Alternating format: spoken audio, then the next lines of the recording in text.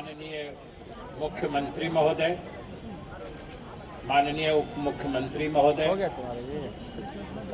इस कार्यक्रम में उपस्थित सभी सम्मानित मंत्रीगण,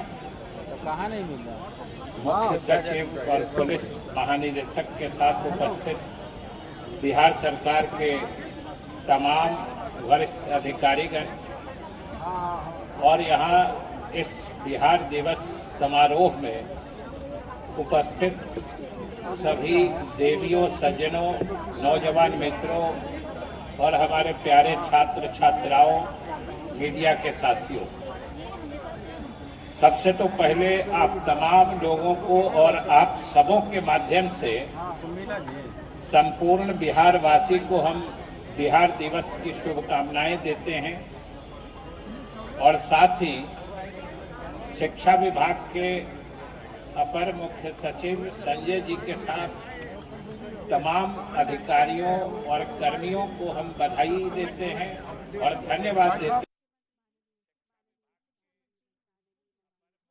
सचिव संजय जी के साथ तमाम अधिकारियों और कर्मियों को हम बधाई देते हैं और धन्यवाद देते हैं कि उन्होंने अथक मेहनत से माननीय मुख्यमंत्री के निर्देशन में आज के इस सफल कार्यक्रम का आयोजन किया है। इसके लिए मैं उनको बहुत धन्यवाद देता हूं और आभार प्रकट करता हूं।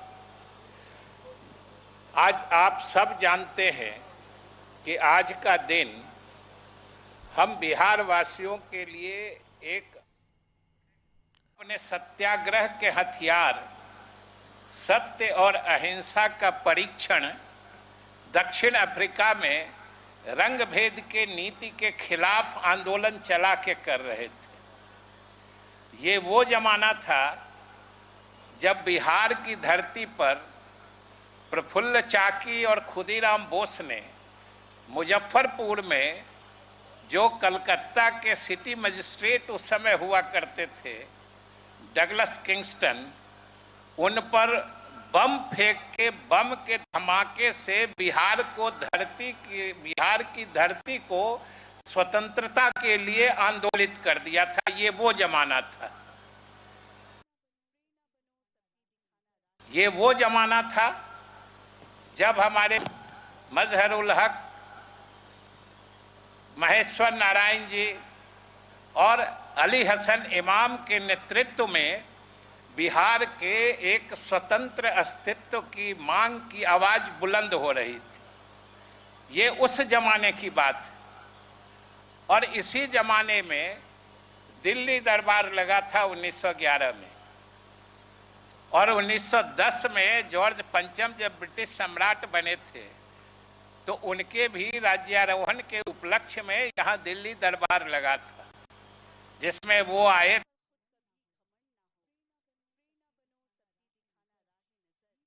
थे, बल्कि वो अकेले ब्रिटिश सम्राट थे जो, और उनके खुशामद में देश के सारे रजवाड़े लगे थे। यूं आम आवाम, आम जनता इसको बहुत अच्छी घटना के रूप में नहीं ले रही थी।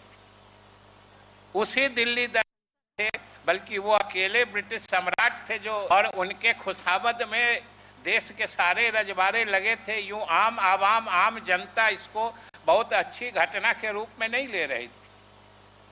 उसी दिल्ली दरबार में 3 महत्वपूर्ण घोषणाएं हुई थी। एक तो हिंदुस्तान का प्रशासनिक मुख्यालय कलकत्ता से दिल्ली आया, दूसरा बंगाल का विभाजन निरस्त हुआ, और तीसरा जो हम सबों के लिए सबसे अधिक मायने रखता था कि बंगाल को विभाजित करके बिहार का इलाका, छोटानागपुर का इलाका और उड़ीसा के इलाके को मिला के एक स्वतंत्र बिहार और उड़ीसा प्रदेश बना।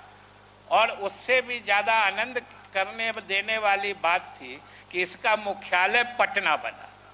और इस तरीके से इसी की अधिसूचना 22 मार्च 1912 को जारी हुई और हमारा आपका प्रदेश बिहार अस्तित्व में आया और पटना राजधानी बना। अब आप सोचिए कि कितना महत्वपूर्ण दिन है हम लोगों के लिए। लेकिन एक चीज और भी हमें याद रखनी चाहिए कि ये इतिहास तो किताबों में पढ़ी थी, अभिलेखागार में पढ़ा था, बहुत सारे सरकारें आई गई, कहां किसी ने खोज की, किसी ने तो पलट के इसको देखने की कोशिश। हम सबको याद रखने की बात है कि इस चीज पर नजर वही डालता है जो दूर दृष्टि रखता है, परख की नजर रखता है और खोजी नजर रखता है। और आप सबको बताने में मुझे कोई गुरेज नहीं है कि कितनी सरकारें आई, कितनी गई, लेकिन वो समय तब आया जब हमारे नेता नीतीश कुमार इस प्रदेश के मुखिया बने, जब उन्होंने 22 मार्च 1912 को खोज की और इसको खोज के हम सबों के गौरव और सम्मान को हमारे सामने बिछा के रख दिया। आप सोचिए कितनी बड़ी चीज। हम अपने इतिहास को भूलते जा रहे थे, लेकिन इस इतिहास को खोज के हम लोगों के सामने लाके बिहार की अस्मिता की, बिहार के सम्मान को, बिहार की इज्जत को हमारे आपके बीच स्थापित किया। और तब से लगातार इनके नेतृत्व में हम लोगों की सरकार बिहार के खोए गौरव को फिर से प्राप्त करने की कोशिश में लगी है। साथियों, इस बार का जो इसका थीम है, जो केंद्रीय विषय है जिस पर ये पूरा आयोजन है, वो भी आप सबने देखा है कि वो जल जीवन हरियाली का कार्यक्रम है। ये मैं अपने को सौभाग्यशाली मानता हूं कि मुख्यमंत्री जी ने मुझे उस समय बिहार विधानसभा के अध्यक्ष के रूप में काम करने का मौका दिया था और इन्हीं के परामर्श पर एक पूरे दिन का लगभग 8, 9, 10 घंटे का विधानमंडल के दोनों सदनों के सदस्य, बिहार सरकार के तमाम वरिष्ठ अधिकारीगण, सबों ने मिलकर जलवायु परिवर्तन जैसे वैश्विक संवेदनशील विषय पर विमर्श और मंथन किया था। और उस मंथन से जो नीति, जो कार्यक्रम निकल के आई, वही जल जीवन हरियाली।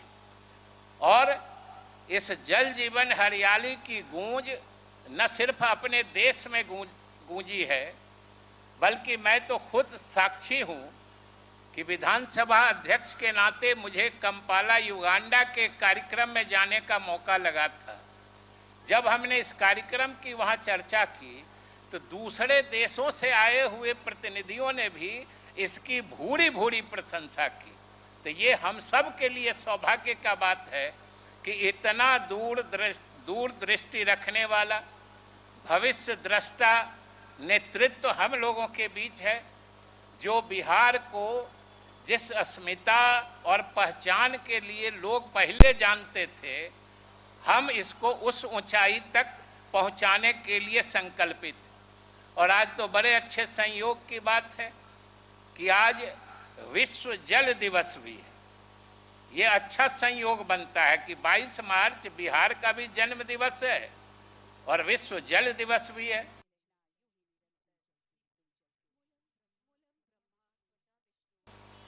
उसका भी इस बार मुख्य थीम है जो भूतल का जल जो होता है, भूजल जिसको ग्राउंड वाटर कहते हैं, और बिहार के लिए तो वो सबसे अधिक प्रासंगिक है, क्योंकि हम लोग भूजल के मामले में फिर से बहुत कठिन दौर में प्रवेश कर रहे हैं। हम पहले भूजल के मामले में आफियत में हुआ करते थे, लेकिन लगातार बेरोक टोक के उसका इतना दोहन हुआ है बिना किसी नियंत्रण के कि फिर हम उसमें संकट की तरफ, वासियों को तो सचेत हो जाने की जरूरत है, क्योंकि हमारे पास सबसे बड़ी प्राकृतिक संपदा वही है। और मुख्यमंत्री जी के जल जीवन हरियाली कार्यक्रम को इस आयोजन के मुख्य विषय के रूप में रखने का प्रयोजन भी यही है, मकसद भी यही है कि अगर हम आज सचेत नहीं हुए तो हम आने वाली पीढ़ियों के साथ बहुत बड़ी नाइंसाफी कर बैठेंगे। इसलिए हम सब मिलकर आइए बिहार के जन्म दिवस पर, विश्व जल दिवस के अवसर पर मुख्यमंत्री जी के नेतृत्व में अपने को संकल्पित करें कि हम बिहार को पुराने ऊंचाइयों तक ले जाने के लिए, अपने प्राकृतिक संपदा के संरक्षण के लिए इनके सबल सफल नेतृत्व में हम लोग अपने को पुनर्संकल्पित करें, जिससे कि आने वाला बिहार खुशहाली हो इस बिहार में, और हम अपने आने वाली पीढ़ियों का भविष्य सुरक्षित बना सकें। इन्हीं शुभकामनाओं के साथ फिर से एक बार आप सबों को बहुत बहुत धन्यवाद।